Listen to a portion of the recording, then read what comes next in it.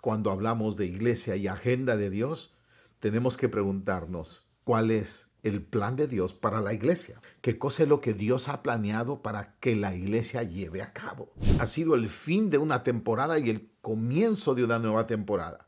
Y eso lo marca Jesús en la cruz del Calvario. Jesús en la cruz del Calvario hace posible que la redención pueda alcanzar a la humanidad y a esta tierra. Jesús dijo que no estaríamos huérfanos, que recibiríamos el Consolador y que el Consolador no estaría solamente con nosotros, al lado de nosotros, sino que estaría en nosotros. Por tanto, la garantía de una iglesia que conquista y establece el reino de Dios aquí y ahora es la presencia y la manifestación divina.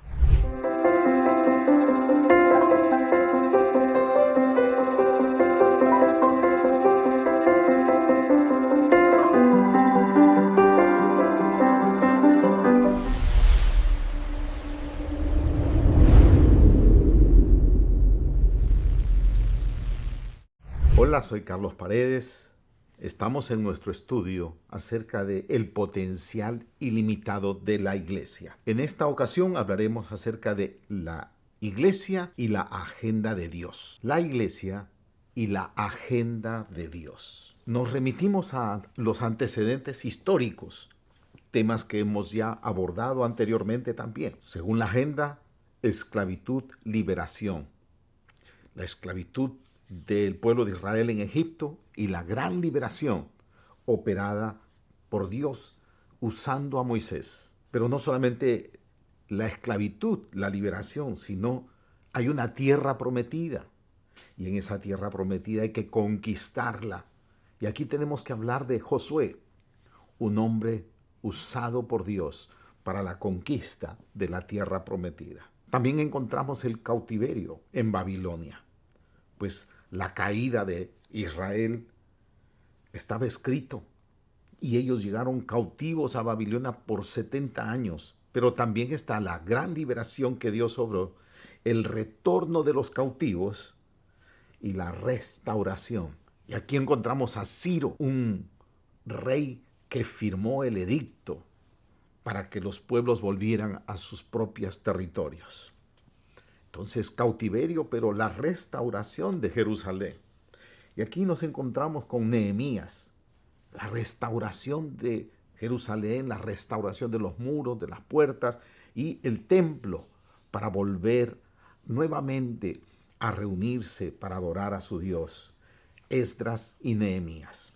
Así que cuando hablamos nosotros de que Dios tiene su agenda, estamos hablando de sus planes. Y no es que Él planea lo malo, no es que Él está organizando los desastres para el mundo, no, pero Él que conoce cómo el mundo se mueve, cómo está desarrollándose la humanidad, entonces Él interviene para que en medio de ese desarrollo, de ese movimiento y esos acontecimientos tanto naturales, los fenómenos naturales como los provocados por el hombre, puedan ser guiados por Dios, dirigidos por Dios, para que Él intervenga a favor de lo que Él tiene planeado. Y eso nos hace ver que Dios sigue una línea, sigue un plan maestro.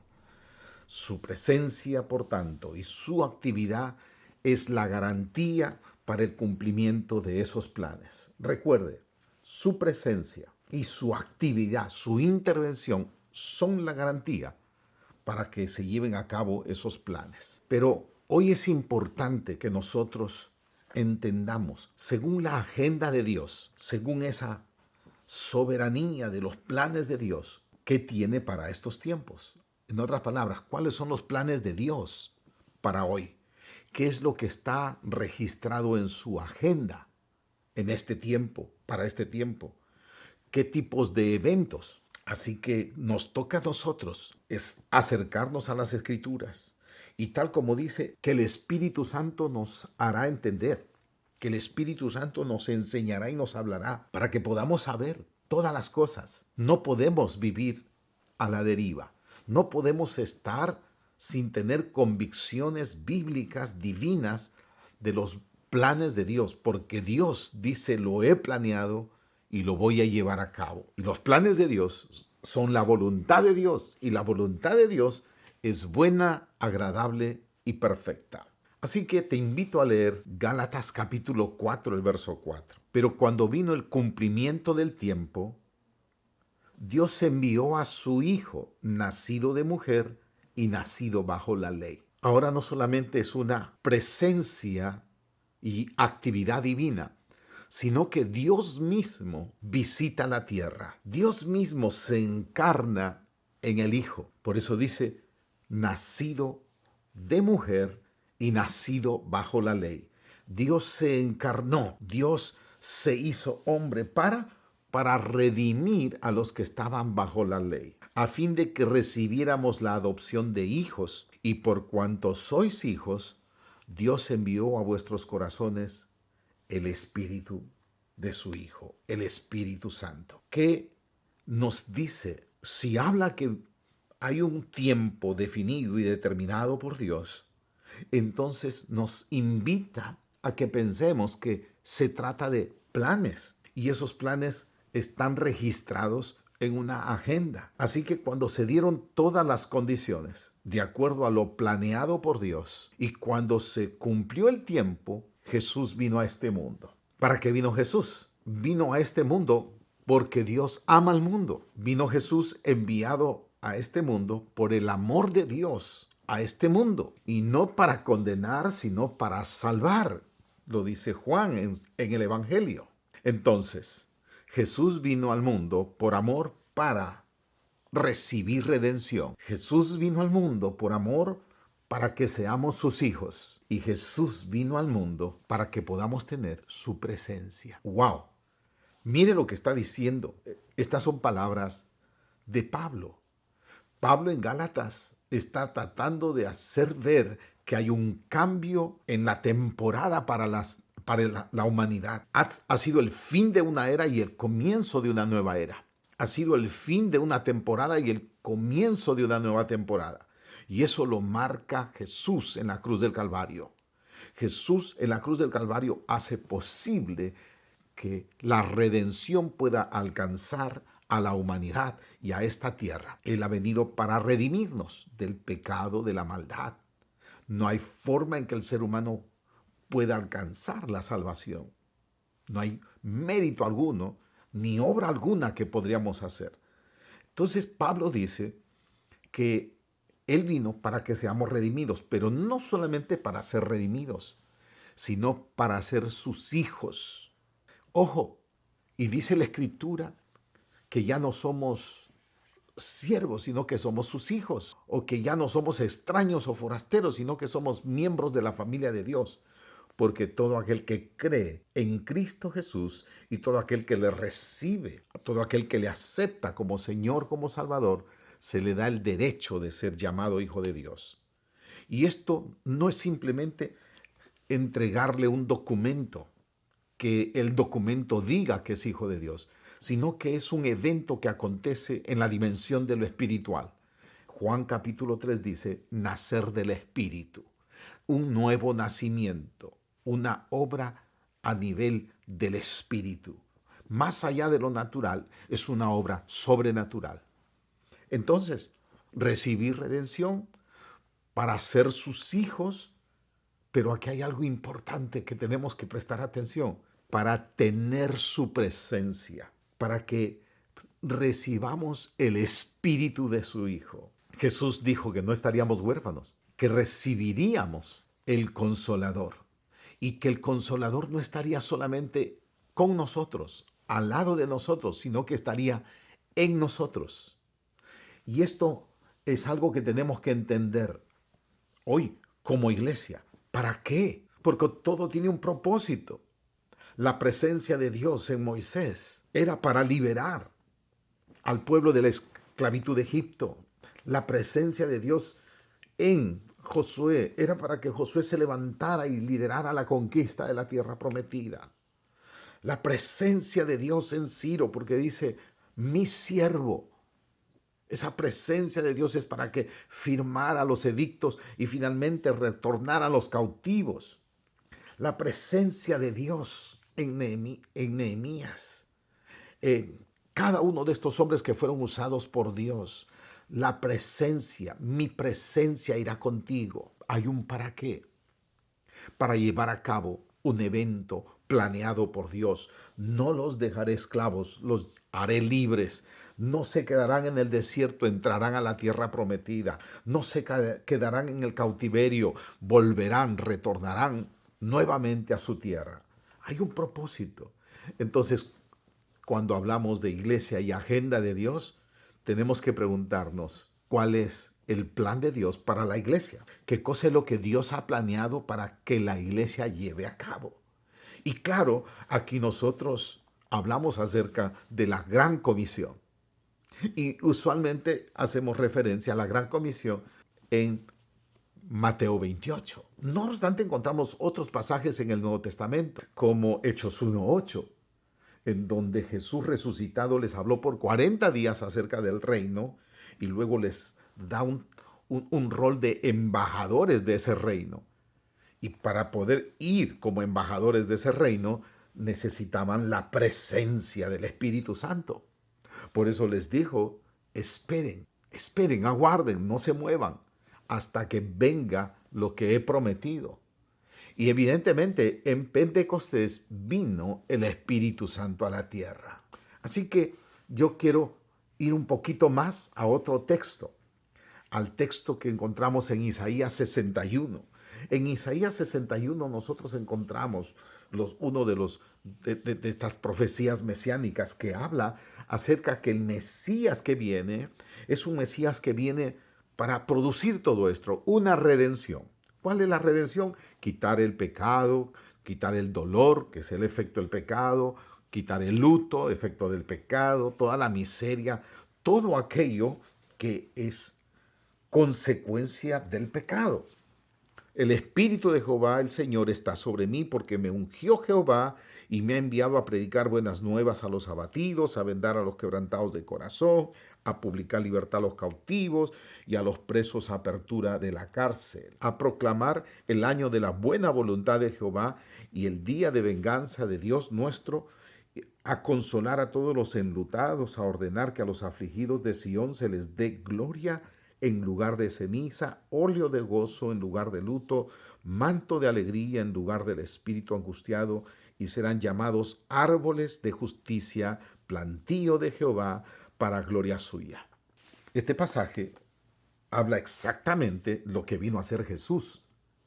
Por eso es que Lucas, en capítulo 4, el verso 18, cita este pasaje, pero es el evento en que Jesús va a la sinagoga en un día de reposo y lee este pasaje y les dice a la gente, hoy se ha cumplido esta palabra delante de vosotros.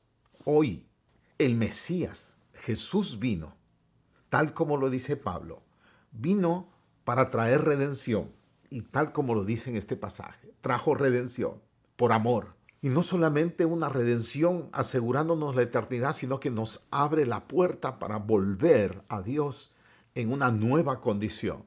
Ya no simplemente en una relación como siervos, sino como hijos de Dios. La pregunta es, ¿y para qué?